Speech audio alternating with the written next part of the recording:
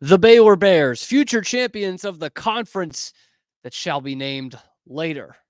This is Locked On Baylor.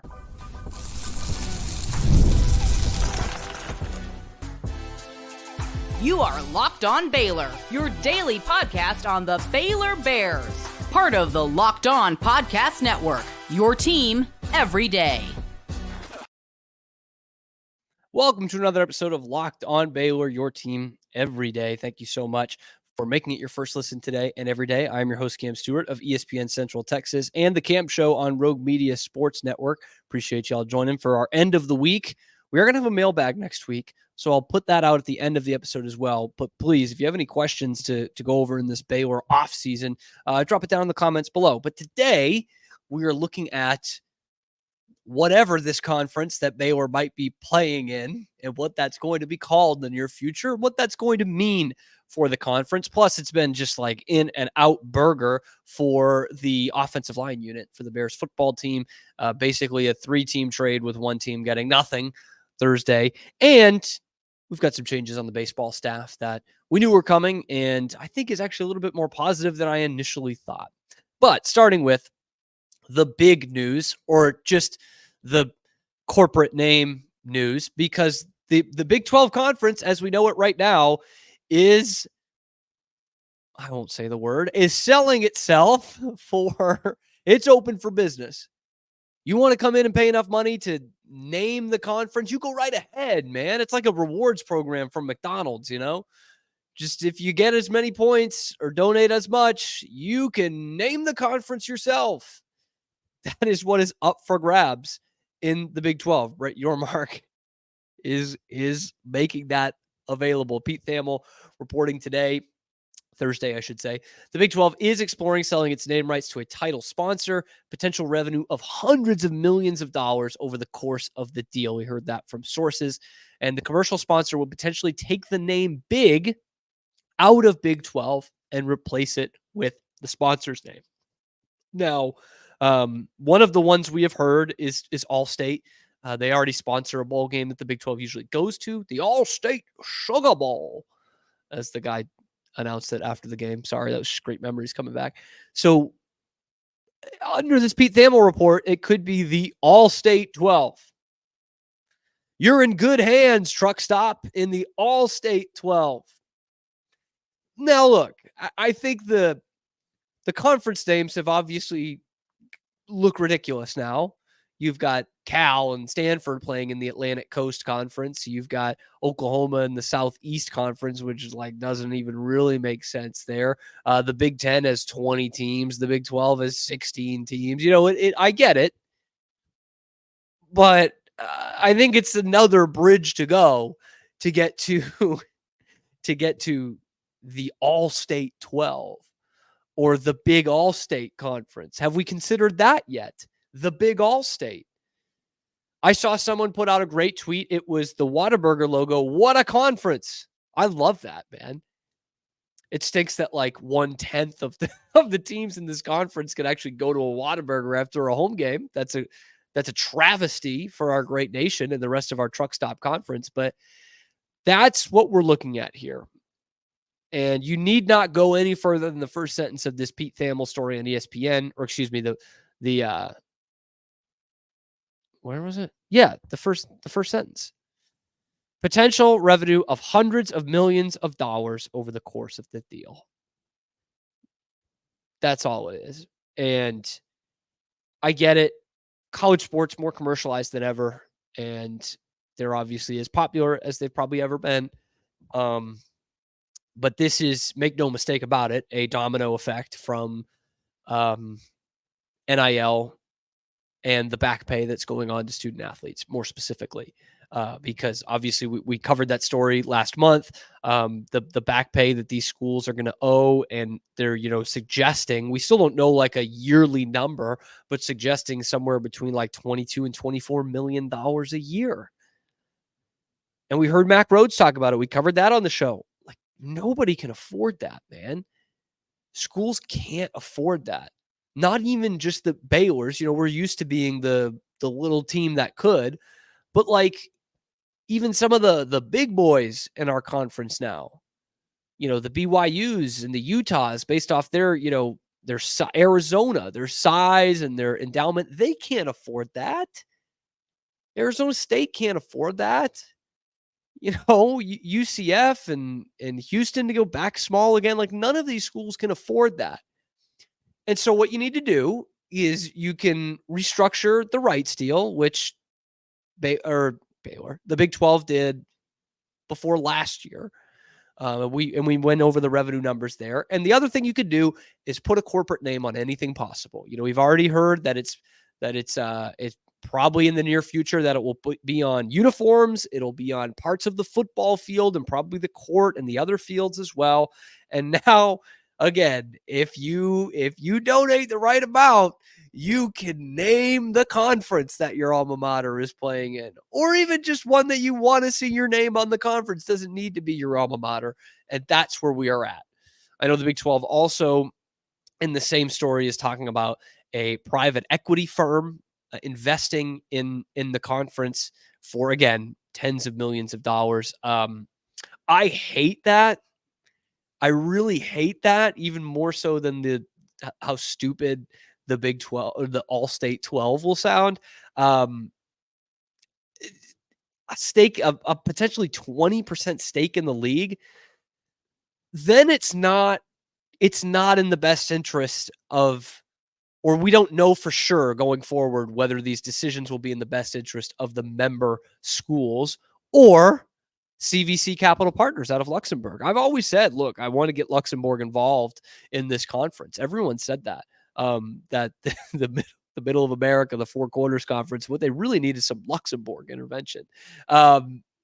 It's just, anytime you are bringing in, it's no different from professional sports when there's a new minority owner in the team, right? Then it's like, okay, they don't own the majority of it, but this seems, shaky. They could start buying off shares in a professional standpoint and start making decisions that are best for that minority owner. And it's not exactly the same in college sports, but a private equity firm, all of a sudden they've got some say in the decision making here, even with 20% of it. But that could give the Big 12 up to a $1 billion cash infusion and be the first known large-scale private equity investment in college sports. Brett Yormark loves to be on the cutting edge, man. He really does. And he is really looking to do it in two different ways here, according to sources going to Pete Thamel, who is, of course, one of the best in the business of covering these things. So I would like to hear from you guys. What do you think should be the name of this conference? The WADA Conference, the All-State 12, the Big Dr. Pepper. I don't know. That's a big college football sponsor. Drop that down in the comments below. I'd love to hear, if it's not going to be the Big 12 anymore or the Big 16, because I don't think that's going to happen either, what is going to be the name of our great conference going forward? How about this? I'll give you three names, okay? Passion, drive, and patience. The formula for winning championships is also what keeps your ride or die alive. eBay Motors has everything you need to maintain your vehicle and level it up to peak performance. Superchargers, roof racks, exhaust kits, LED headlights, and more. Whether you're into speed, power, or style, eBay Motors has you covered. With over 122 million parts for your number one ride or die, you're always going to find exactly what you're looking for. And they've got this thing called eBay Guaranteed Fit, so your part is guaranteed to fit your ride every time, or your money back. Because with eBay Motors, you're burning rubber, you're not burning cash. I used this one very recently, actually, to get a door shut sensor. It was actually super helpful. With all the parts you need at the prices you want, it's easy to make your car the MVP and bring home huge wins. So keep your ride or die alive at ebaymotors.com. Eligible items only, exclusions do apply, and that guaranteed fit is only available to our U.S. customers. That is ebaymotors.com.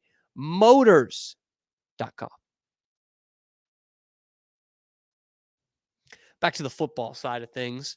It's kind of an interesting day Thursday for the Baylor football news, because first off, before I get into that, this is a huge weekend for Baylor football, and so is the next weekend, and I think the weekend after that as well. We are smack dab in the middle of official visit season. We saw Chase Collier was one that took the official visit last week and committed a few days afterwards. So we're going to have a lot of Baylor football recruiting news here in the next couple of weeks. So We will be calling in the big guns soon enough. We will have Will Turboff on the scene with us here on Locked On Baylor sometime in the next 2 weeks. I'm going to talk to him about, what this season means, this season, like June, not the 2024 season, in terms of recruiting and what it could do for Baylor, especially after, losing kind of the crown jewel of their 2025 recruiting class, that being the 4-star quarterback Adam Schobel, who decommitted from Baylor and in the same breath committed to Oklahoma State, the 4-star out of Columbus, Texas. This is the month from the high school recruiting standpoint that you are going to see the big news of kids who are going into their senior year. They probably want to get this off their plate as well. That goes into this. Not a lot of top prospects like going into the season not having committed. So, of course, there is something to take it with a grain of salt, but this is where the Bears will start to build out their roster of the future is this month. And it starts with some official visits. We're already starting to see some recruiting from other commits. Demetrius Brisbane, who was the 4-star who flipped from SMU to Baylor, the Keenan Hall effect, TM, was trying to recruit Caleb Burns, who we talked about on the show earlier this week. There's a lot of nudging going on from other recruits, a lot of, hey, let's team up going on as well. So that's big for the football team over the next few weekends. The news Thursday was they lost a commit, a 2025 commit, Cash Courtney, interior offensive lineman from Carthage, one of the great powerhouses of Texas high school football. Stunner anytime they don't win the state championship, which was the case this year. They lost to Gilmer. He had committed after his sophomore season, if I'm not mistaken, but he committed to Eric Mateos and held on to that commitment, even though Mateos was fired here for the last couple of months, and announced on Thursday he will be committing to, the Arkansas Razorbacks, whose offensive line coach is, Eric Mateos. So he sticks with his coach at that standpoint, playing for Mateos and Bobby Petrino. That's an interesting future. It's not like playing for Scott Surratt, I would say.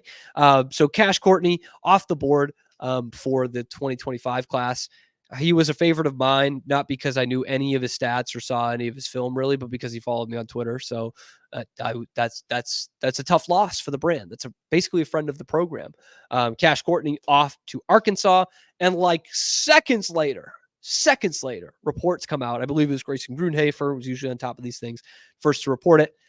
Colin Truitt from Tennessee Chattanooga, which does have a Pro Football Hall of Famer, committed to Baylor on late Thursday afternoon. He comes in as a guy who apparently played tackle. I had to look into that. Played tackle at Chattanooga, but has the size to me of a guard, 6'3", 300.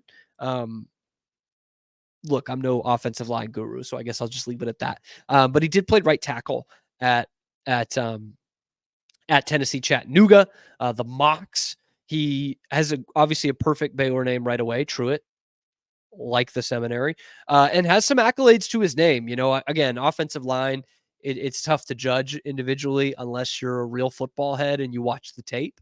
It's not like, you can see how many catches a receiver gets. You can see how many yards a running back gets. You can see how many pass deflections a quarterback gets.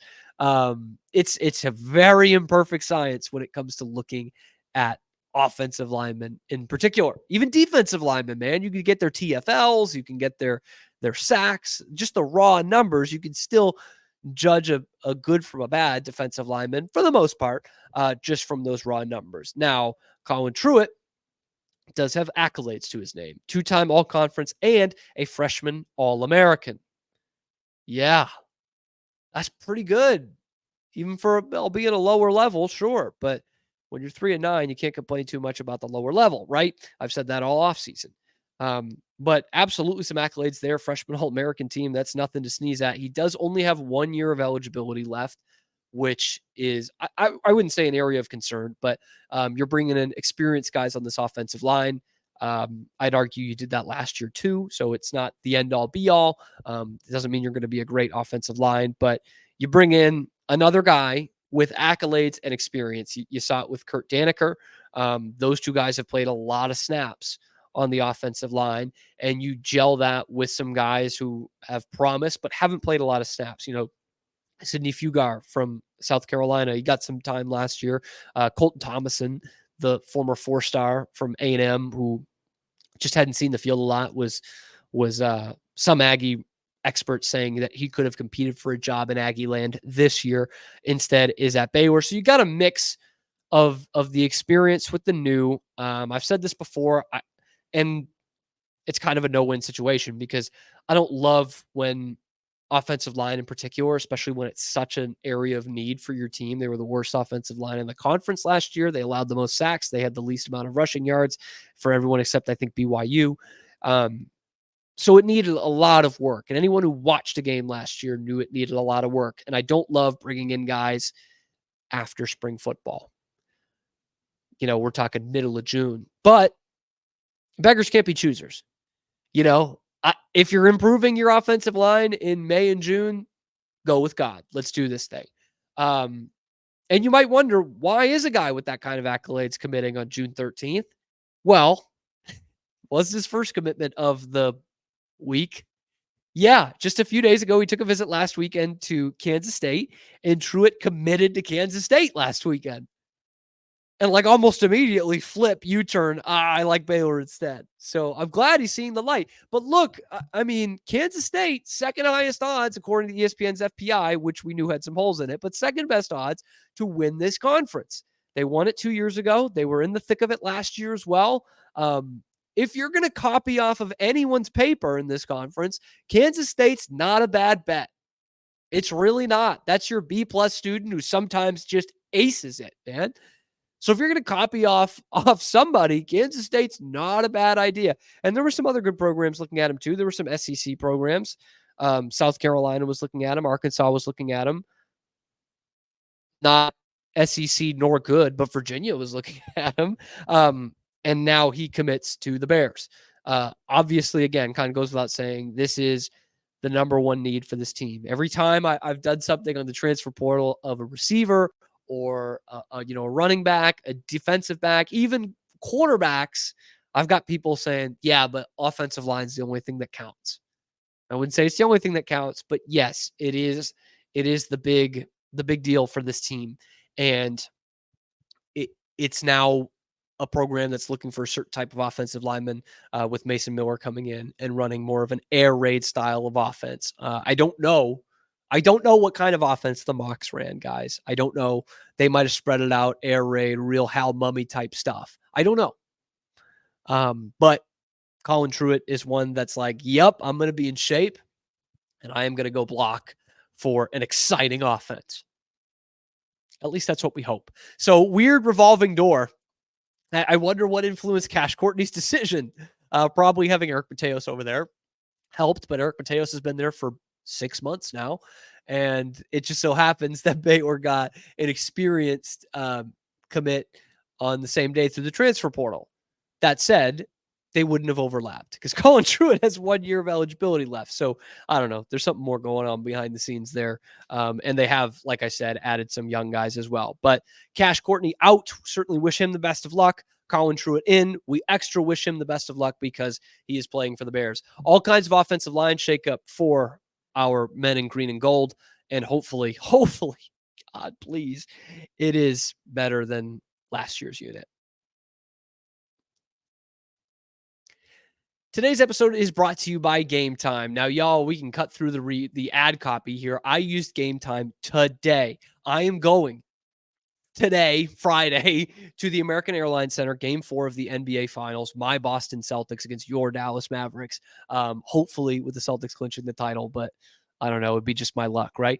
But the only place I looked was Gametime, because they have the all-in ticket prices. I got to see that price drop down and know that the price I saw on their homepage was the price I was going to get.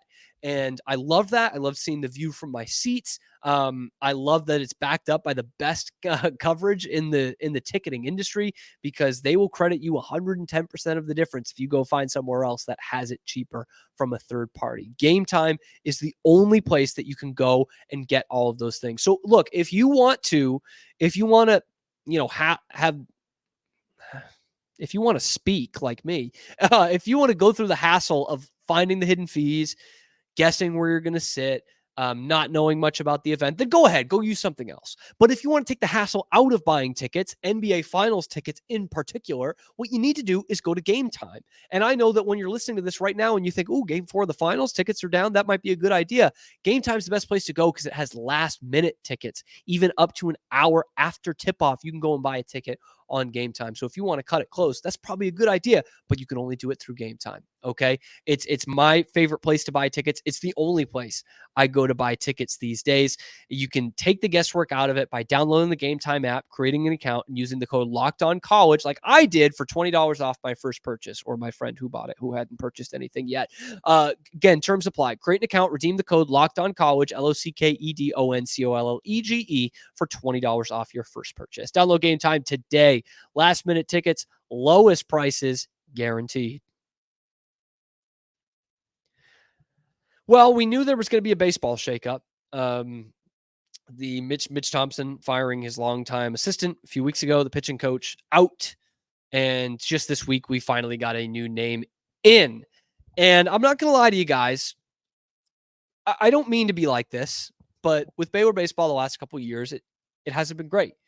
So I'm going into this like, oh man, I really hope they got a dynamite guy. Like, I like Mitch Thompson a lot. I've said that a lot on this program, but I'm like, please give me something to be positive about here. They hired Sean Snedeker, okay, who comes from Lamar, which baseball is different. You know, it's not like a coach coming from Lamar for football or basketball. Lamar can be a tournament team.